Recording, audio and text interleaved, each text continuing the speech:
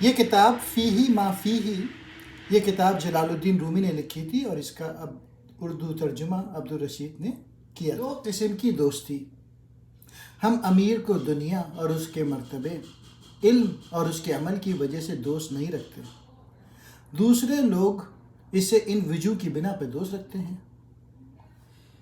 کسی چیز کی تعریف اس کی ضد کے بغیر ممکن نہیں، اور خدا تعالیٰ کی ضد نہیں۔ فرماتا ہے، میں ایک چھپا ہوا خزانہ تھا، میں نے واجب سمجھا کہ پہچانا جاؤں، بس یہ عالم پیدا کیا جو ظلمت ہے تاکہ اس کا نور ظاہر ہو۔ دشمن سے دوست جدا کیا جائے، بیگانہ سے یگانہ ممتاز کیا جائے۔ جس طرح آدم کے مقابلے میں ابلیس، موسیٰ کے مقابلے میں فرعون، ابراہیم کے مقابلے میں نمرود اور حضور کائنات کے مقابلے میں ابو جہل۔ مولانا رومی لکھتے ہیں، اصل چیز معنی ہے۔ قرآن کے ظاہری الفاظ کو درست پڑھنا ہے لیکن معنی سے بے خبر ہے۔ کہہ دے کہ اگر تمام سمندر روشنائی بن جائے خداوند تعالیٰ کے کلمات بیان کرنے کے لیے، تو سمندر کی روشنی ختم ہو جائے پیشتر اس کے کہ خدا کے کلمات تمام ہوں۔ لوگوں کی ایک ایسی قوم ہے جس کی آنکھیں خدا نے غفلت سے بند کر دیں تاکہ وہ اس دنیا کو تعمیر کرے۔ اگر بعض لوگوں کو اس دنیا سے غافل نہ کر دیں تو دنیا میں کوئی آبادی نہ ہو۔ غفلت عمارتیں اور آبادیاں پیدا کرنے والی ہیں۔ کہتے ہیں کہ ایک شخص حج کے راستے مصیبت میں گر گیا، پیاس کی شدت اس پہ غالب آ گئی اور وہ سخت بے تاب ہوا۔ اتنے میں اس نے دور ایک چھوٹا سا پرانا خیمہ دیکھا، وہاں گیا، ایک چھوٹی سی لونڈی پر نظر پڑی۔ اس نے اسے آواز دے کر کہا، میں مہمان ہوں، پانی مانگا۔ انہوں نے پانی دیا جو آگ سے زیادہ گرم اور نمک سے زیادہ کھاری تھا۔ ہونٹوں سے لے کر گلے تک جہاں سے پانی گزرا سب کچھ جلاتا گیا۔ یہ مہمان بڑی محبت اور شفقت سے اس عورت کو نصیحت کرنے لگا۔ اس نے کہا، دیکھو تم نے مجھ مسافر کو جو آرام دیا ہے اس سے میری شفقت جوش میں آ گئی ہے، میں جو کچھ کہوں اسے اہمیت دیجیے۔ بغداد یہاں سے قریب ہے اور کوفہ راستے ہی میں ہے، یہاں تو آپ لوگ خیمے میں مصیبت میں گرفتار ہیں، میں آپ کو وہاں تک پہنچا سکتا ہوں۔ وہاں میٹھا اور ٹھنڈا پانی بہت ہے اور رنگا رنگ کے کھانے اور حمام بہت ہیں۔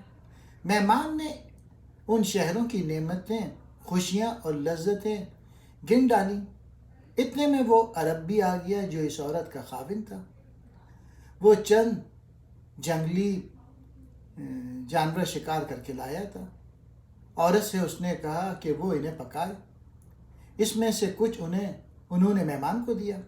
مہمان مصیبت اور بھوک کا مارا ہوا تھا، کھا گیا۔ اس کے بعد آدھی رات گئے وہ خیمے سے باہر سو رہا تھا۔ عورت نے اپنے شوہر سے مخاطب ہو کر کہا، تم نے سنا اس مہمان نے ان شہروں کی کیا کیا تعریفیں کی اور کیا کیا قصے سنائے؟ پھر وہ تمام گفتگو جو مہمان نے کی تھی خاوند کے سامنے دہرائی۔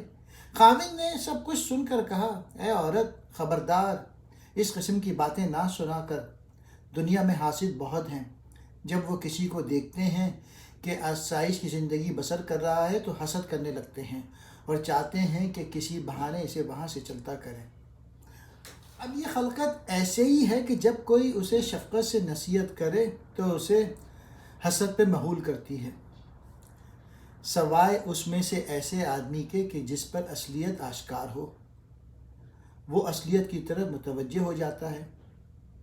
پھر کا ترجمہ، جب اس کے خاندان میں بزرگی ہی نہ تھی تو وہ بزرگوں کا نام کہاں سے سنتا؟ صورت پہلے پہل بہت اچھی لگتی ہے لیکن اس کی صحبت میں جتنا زیادہ رہو گے اس کی طرف سے دل سرد ہوتا جائے گا۔ اصل بات مقصد ہے، باقی درد سر ہے۔ حضرت عیسیٰ کا طریق خلوت کا مجاہدہ اور شہوت کو روکنا ہے۔ محمد صلی اللہ علیہ وآلہ وسلم کا راستہ عورت اور مرد کے ظلم اور غصے کو برداشت کرنا ہے۔ اگر تو محمدی راستے پر نہیں چل سکتا تو عیسیٰ کے راستے پر چل تاکہ تو بالکل ہی محروم نہ رہے۔ بادشاہ کو دیکھتے سبھی ہیں لیکن بات اس سے خاص لوگ ہی کرتے ہیں۔ حضرت موسیٰ نے پہلے گفت و شنید کی اور اس کے بعد دیدار طلب کیا۔ گفتگو کا مقام حضرت موسیٰ کو حاصل ہوا، دیدار کا مقام حضور سرور کائنات کو ملا۔ کوئی چیز نہیں جو اللہ کی تسبیح نہ کرتی ہو، ہر کام بتدریج کرنا چاہیے۔ مولانا رومی کہتے ہیں کہ اگر آپ نے کھانا کم کھانا ہے تو آہستہ آہستہ روٹی کم کریں۔ اگر آپ ایک روز سیر کھاتے ہیں تو اسے تھوڑا تھوڑا کم کریں۔ اس طرح 1 سال یا 2 سال نہ گزریں گے کہ روٹی نصف سے رہ جائے گی۔ کم اس طرح کریں کہ یہ کمی جسم کو محسوس نہ ہو۔ اسی طرح عبادت، خلوت اور بندگی کی طرف توجہ اور نماز کا معاملہ ہے۔ نماز میں جب وہ خداوند تعالیٰ کی طرف رجوع کریں تو پہلے عرصے میں وہ 5 نمازوں پر نگاہ رکھیں، اس کے بعد زیادہ تر کرتے جائیں۔ مقصود سب کا ایک ہے، آخر سبھی خدا کی وحدت کے قائل ہیں اور مانتے ہیں کہ خدا خالق اور رزاق ہے، عذاب اور عفو اسی سے ہے۔ اگرچہ راستے مختلف ہیں، بعض روم کے راستے مکے جاتے ہیں، بعض چین کے راستے سے، بعض دریا کے راستے ہندوستان اور یمن سے۔ بس اگر تو راستوں پہ نظر کرے تو اختلاف بہت بڑا، لیکن مقصود پر تو نظر کرے تو سب متفق ہیں اور سب ایک ہیں، اندر سے سب کعبے پہ متفق ہیں۔ جب کعبے میں پہنچے تو معلوم ہوا کہ وہ جنگ راستوں میں تھے۔ سبھی کہتے ہیں ہم کعبے میں آئیں گے اور بعض کہتے ہیں انشاءاللہ ہم آئیں گے۔ عاشق ہیں اس لیے کہ عاشق اپنے آپ کو مختار کل نہیں دیکھتا، وہ معشوق کو مختار کار سمجھتا ہے۔ بس وہ کہتا ہے اگر معشوق چاہے تو ہم اندر آئیں۔ اب اہل ظاہر کے نزدیک مسجد الحرام وہ کعبہ ہے کہ جہاں خلقت جاتی ہے، اور عاشقوں اور خاص آدمیوں کے نزدیک وہ خدا کا وصال ہے۔ بس وہ کہتے ہیں کہ اگر خدا چاہے تو وہاں پہنچیں اور دیدار سے مشرف ہوں۔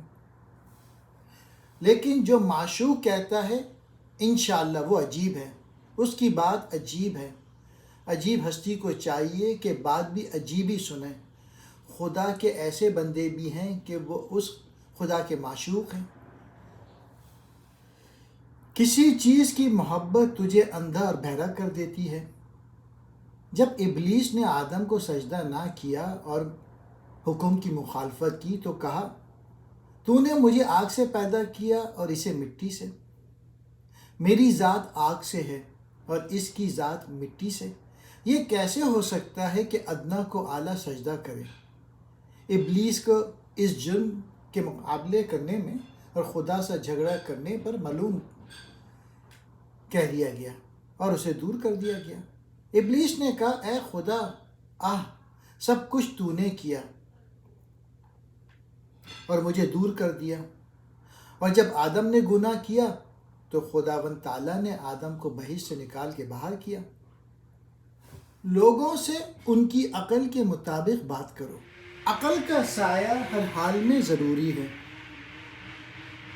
ایک شخص داخل ہوا، فرمایا کہ وہ محبوب اور منکسر المزاج ہے اور یہ خصوصیت اس کے جوہر کی وجہ سے ہے۔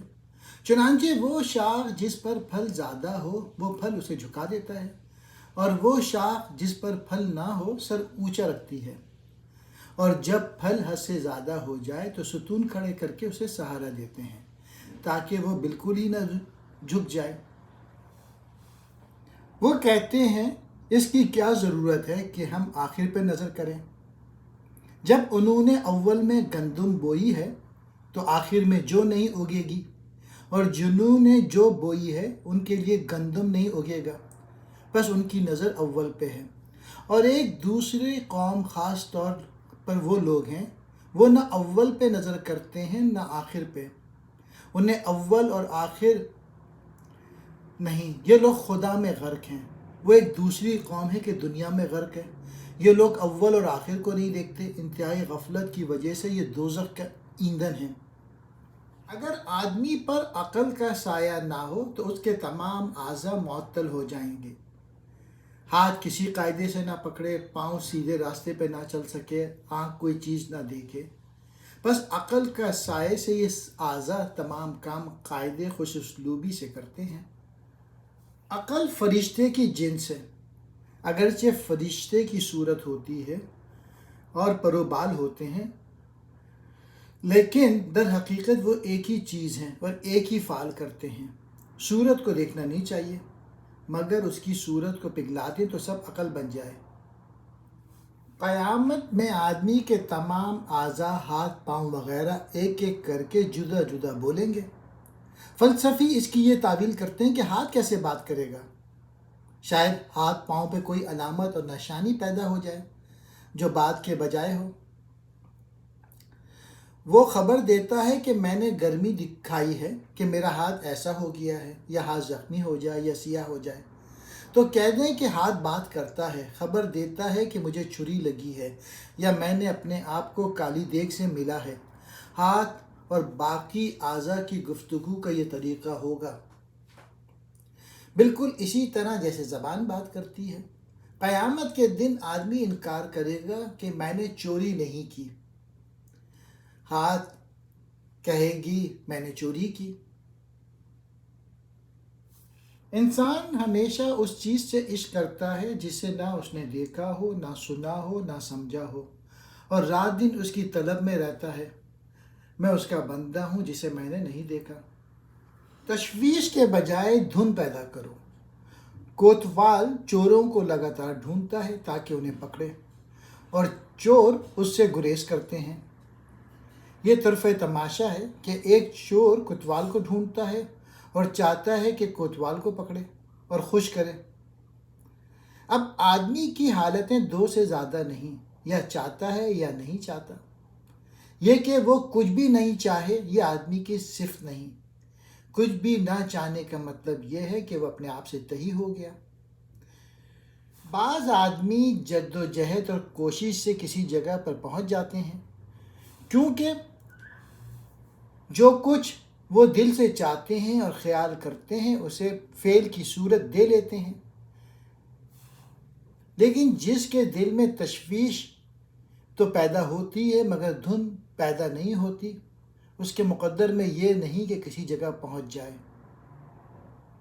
جب مومن کا ایمان حقیقی ہو، وہ سب ایسے فعل کرتا ہے جو مبنی برحق ہو۔